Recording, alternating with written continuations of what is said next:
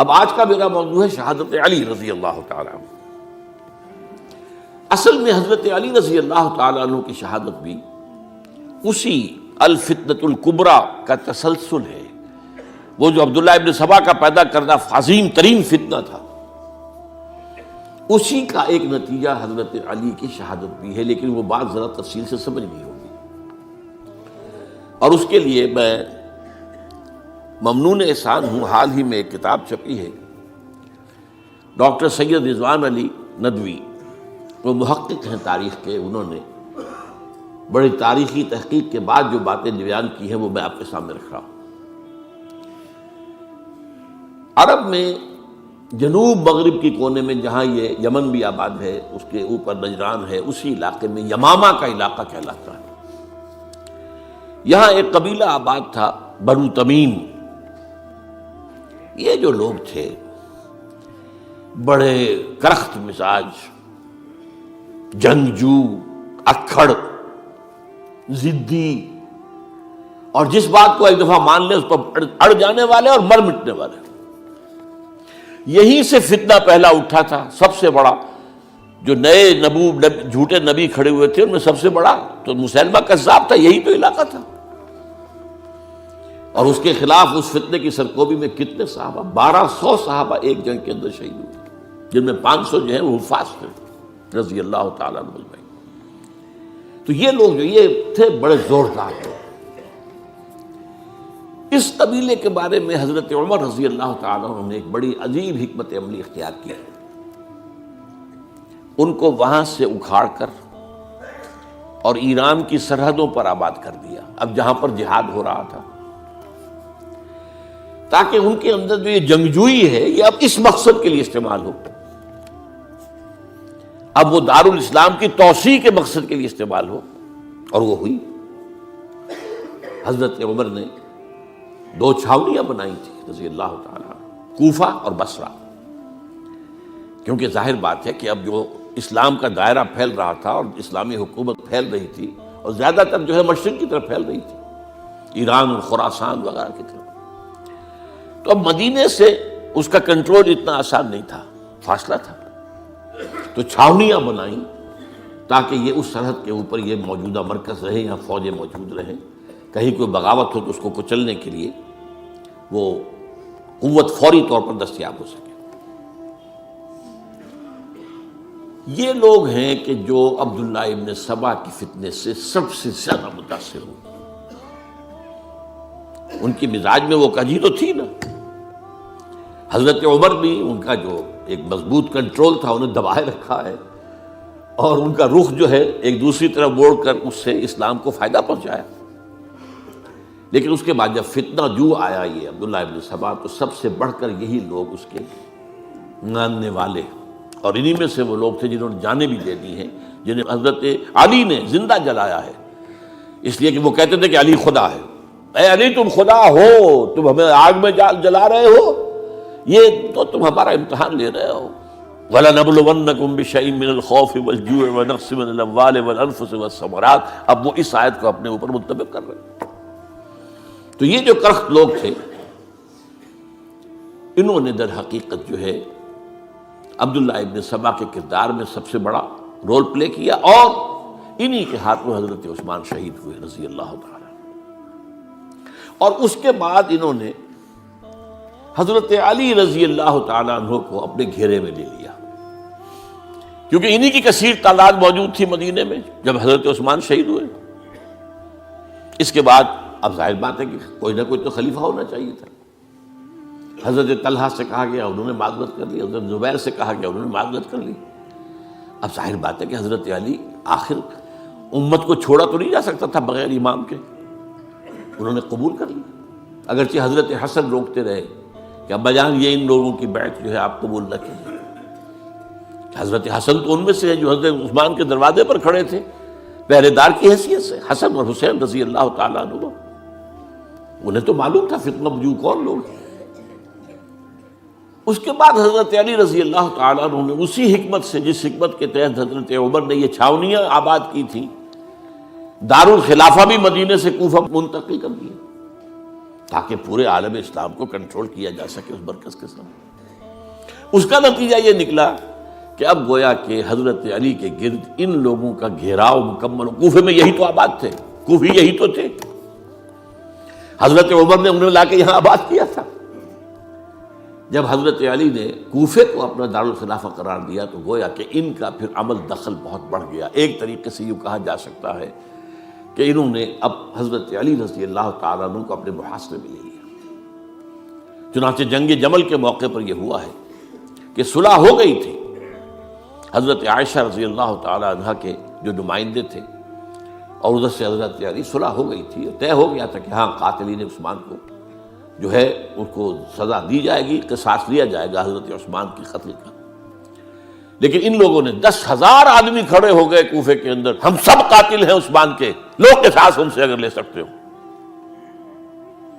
جس کے نتیجے میں اور انہوں نے جنگ شروع کر دی۔ اور جب جنگ شروع ہو جائے تو پھر اس کے بعد تو کوئی نہیں دیکھ سکتا کیوں شروع ہوئی، کیسے شروع ہوئی، کس نے شروع کی۔ اب تو یا مارو یا مرو، دو ہی باتیں ہوتی۔ 10,000 مسلمان ایک رات میں شہید ہوئے جنگ جمل میں۔ اب اس کے بعد حضرت علی رضی اللہ تعالیٰ عنہ کی خلافت جو ہے حضرت امیر معاویہ نے ماننے سے انکار کر دیا۔ جب تک قاتلین عثمان کو سزا نہیں دیتے ہم بیعت نہیں کریں گے۔ یہ نہیں کہ دعویٰ کیا ہو کہ میں خلافت کا حقدار ہوں، یہ نہیں، لیکن یہ کہ آپ کو ان کو سزا دینی چاہیے۔ اب یہ تھا وہ مخمصہ جس میں حضرت علی رضی اللہ تعالیٰ عنہ وہ فرماتے تھے تو میرا ساتھ دو تو میں ان قاتلین عثمان سے سزا جو ہے ان کو سزا دے سکوں۔ ادھر انہیں پتا تھا کہ میں سرنڈر کرتا ہوں تو مجھے علی تک تو پہنچنے کوئی نہیں دے گا، راستے میں ختم کر دیں گے رضی اللہ تعالیٰ عنہ۔ تو یہ پیچ تھا ایک جو ایسا پڑا ہے۔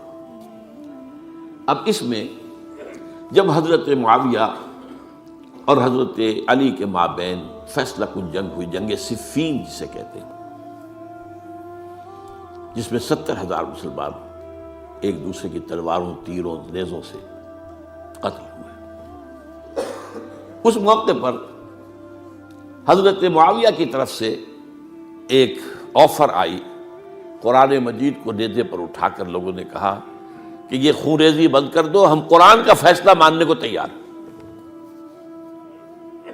حضرت علی دیکھ رہے تھے کہ یہ اصل میں میری فتح کو شکست سے بدلنے کا پروگرام ہے، تقریباً فتح میری ہو چکی ہے، لیکن یہ جو طبقہ تھا یہ انہوں نے کہا نہیں بڑی ٹھیک بات کہہ رہے ہیں، وہ مانیے ان کی بات، جنگ بند کی۔ انہوں نے ہی یہی لوگ تھے جنہوں نے مجبور کیا حضرت علی کو کہ وہ تحکیم پر رضامند ہو جائے۔ اس کے بعد تحکیم میں جو معاملہ ہوا، حضرت علی حضرت عبداللہ ابن عباس کو اپنی طرف سے حاکم بنانا چاہتے تھے، یہ اڑ گئے نہیں۔ یہ اڑ جانے والے لوگ، اور یہی اصل قوت تھے، وہاں ساری طاقت تو انہیں کی تھی۔ تو انہوں نے ابو موسیٰ اشعری کو اپنی طرف سے مقرر، وہ بہت نرم خو آدمی تھے، انہیں بناؤ۔ بہرحال جو بھی بات طے ہوئی، اب تاریخ کی روایتوں میں اختلاف ہو سکتا ہے، کہا یہ جاتا ہے کہ طے تو یہ ہوا تھا حکمین کے مابین، ادھر سے ابو موسیٰ اشعری، ادھر سے عمرو بن العاص رضی اللہ تعالی عنہما، کہ آپ اپنے جو کلائنٹ ہیں حضرت علی آپ انہیں معزول کر دیجئے، میں معاویہ کو معزول کر دیتا ہوں، پھر جو ہے مسلمان فیصلہ کر لیں کسی اور کی عبادت۔ انہوں نے کھڑے ہو کے کہہ دیا میں علی کو معزول کرتا ہوں، اور عمرو بن العاص نے کہا کہ میں معاویہ کو قائم کرتا ہوں۔ اب یہ ہے روایت، واللہ عالم اس میں کتنا سچ ہے کتنا جھوٹ ہے، میں کوئی مورخ نہیں ہوں، میں کوئی تاریخ کا محقق نہیں ہوں۔ اس کے بعد جو ہے اب یہ لوگ انہوں نے کہا کہ مانیے تحکیم کو، اور جب انہوں نے حضرت علی نے اس تحکیم کے فیصلے کو ماننے سے انکار کیا تو باغی ہو گئے، حضرت علی کو کافر قرار دیا، اور جا کر ایک جگہ پر حرورہ ایک جگہ تھی وہاں پر جا کے جمع ہو گئے، جتھا بندی کی، بہت بڑی طاقت پر وہاں کری۔ انہوں نے طے کیا کہ علی بھی کافر ہو گیا، معاویہ بھی کافر ہو گیا، عمرو بن العاص بھی کافر ہو گئے، سب کافر ہیں۔ حضرت علی کی طرف سے ایک گئے سفیر ان سے بات کرنے کے لیے، تو انہوں نے کہا تم ہی نے تو کہا تھا کہ تحکیم کو تسلیم کرو، کہ ہاں ہم نے گناہ کیا تھا، کفر کیا تھا، ہم توبہ کی ہم نے. اگر علی بھی مان لے کہ میں نے مان کر کفر کیا تھا، اب میں توبہ کرتا ہوں، تو ہم ان کی بات مان لیں گے. اب حضرت علی اس طرح کا جھوٹ کیسے بولتے؟ انہوں نے تو کوئی کفر نہیں کیا تھا. بہرحال انہوں نے پھر بھی نرمی برتی کہ دیکھو اگر تم کوئی خونریزی نہیں کرو گے، فساد نہیں مچاؤ گے، تو میں تمہیں کچھ نہیں کہوں گا. لیکن وہ اپنی ان شرارتوں سے بعد نہیں آئے. تو پھر تیسری جو بڑی جنگ ہوئی ہے ان جنگوں میں، جنگ نہروان کہلاتی ہے، حضرت علی کی جنگ خوارج کے ساتھ، جس میں 4000 خارجی جو ہیں وہ قتل ہوئے. اور یہ بات اب آپ نوٹ کر لیجئے کہ یہ لوگ جیسا کہ اکھڑ بھی تھے لیکن اپنی بات پر ڈٹ جانے والے تھے، لیکن ساتھ ہی دیندار بھی تھے، نمازی اور روزہ دار بھی تھے. یہ اس طرح کے لوگ نہیں تھے کہ جو فاسق اور فاجر ہو. بس یہ مزاج کا ایک ہے، جس بات دل میں بیٹھ گئی اڑ گئے.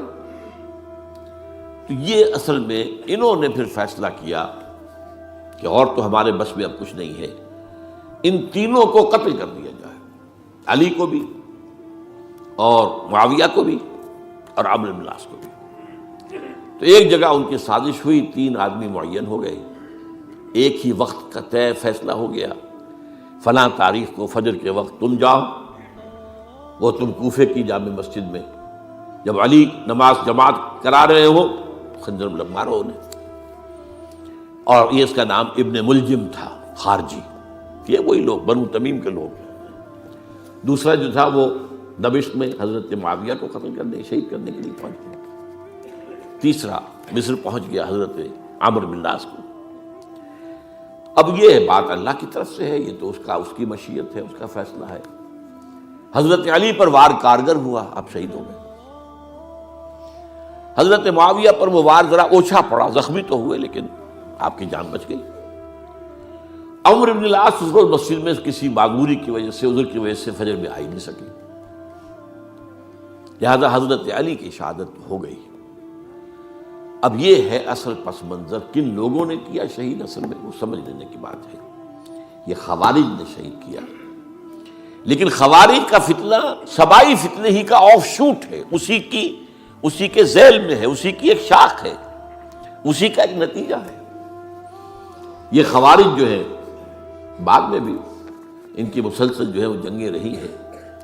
بہرحال اس صورتحال کو یہ سمجھ لیجئے کہ یہ خلفائے ثلاثہ رضی اللہ تعالی عنہ، حضرت عمر شہید، عثمان شہید، علی شہید. عجیب بات ہے کہ تینوں کا نام عین سے شروع ہوتا ہے، عمر عین سے، عثمان عین سے، علی عین سے. تینوں شہید ہوئے ہیں. لیکن یہ کہ یہ ہے تاریخی پس منظر.